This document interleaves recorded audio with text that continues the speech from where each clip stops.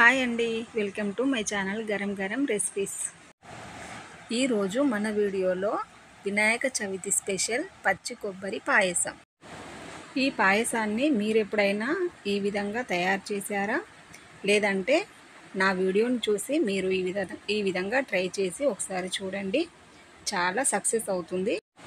మరి ఈ పాయసాన్ని ఏ విధంగా తయారు చేయాలో మన కిచెన్లోకి వెళ్ళిపోదాం పదండి.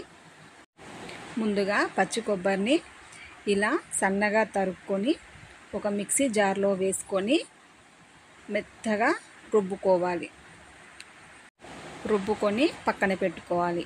ఆ తర్వాత ఒక స్పూన్ బియ్యం మిక్సీలో వేసుకొని బరకగా పట్టుకోవాలి. ఆ తర్వాత స్టవ్ వెలిగించి గిన్నె పెట్టుకొని దాంట్లో 2 టేబుల్ స్పూన్ల నెయ్యి వేసుకోవాలి. అది బ్రౌన్ కలర్ వచ్చేంత వరకు వేగనీయాలి. ఆ తర్వాత మనం ముందుగా రుబ్బి పెట్టుకున్న పచ్చి కొబ్బరిని దాంట్లో వేసుకొని ఇలా మధ్య మధ్యలో కలుపుతూ ఇలా బ్రౌన్ కలర్ వచ్చేంత వరకు వేగనిచ్చుకోవాలి. దాదాపు ఇలా వేగడానికి పావు గంట టైం అయినా పడుతుంది.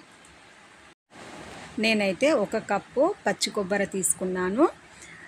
ఆ కప్పుతో 1.5 కప్పు గోరువెచ్చగా ఉన్న పాలని దాంట్లో పోసుకోవాలి.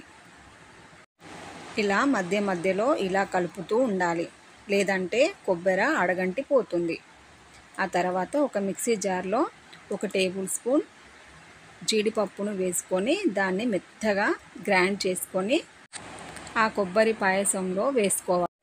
ఆ తర్వాత ఒక 1/2 కప్పు చక్కెరను కూడా యాడ్ చేసుకోవాలి. 1 స్పూన్ యాలకుల పొడి వేసుకోవాలి. ఆ తర్వాత కొద్దిగా ఫుడ్ కలర్ కలుపుకొని దాంట్లో వేసుకోవాలి. అంతే అండి, సింపుల్గా పచ్చి కొబ్బరి పాయసం రెడీ అండి. ఈ విధంగా ఒకసారి ట్రై చేసి చూడండి, చాలా బాగుంది. మరి మీ ఇంట్లో ఈ వినాయక చవితికి స్పెషల్గా ఈ కొబ్బరి పాయసాన్ని చేసి నైవేద్యంగా పెట్టండి. ఈ రెసిపీ కనుక మీరు ఇంట్లో చేసినట్లయితే మాకు కామెంట్ రూపంలో ఏ విధంగా వచ్చిందో తెలియజెప్పండి. ఈ రెసిపీ అయితే మీకు ఖచ్చితంగా నచ్చుతుందనే అనుకుంటున్నాను. ఈ రెసిపీ కనుక మీకు నచ్చినట్లయితే ఒక లైక్ చేయండి, షేర్ చేయండి.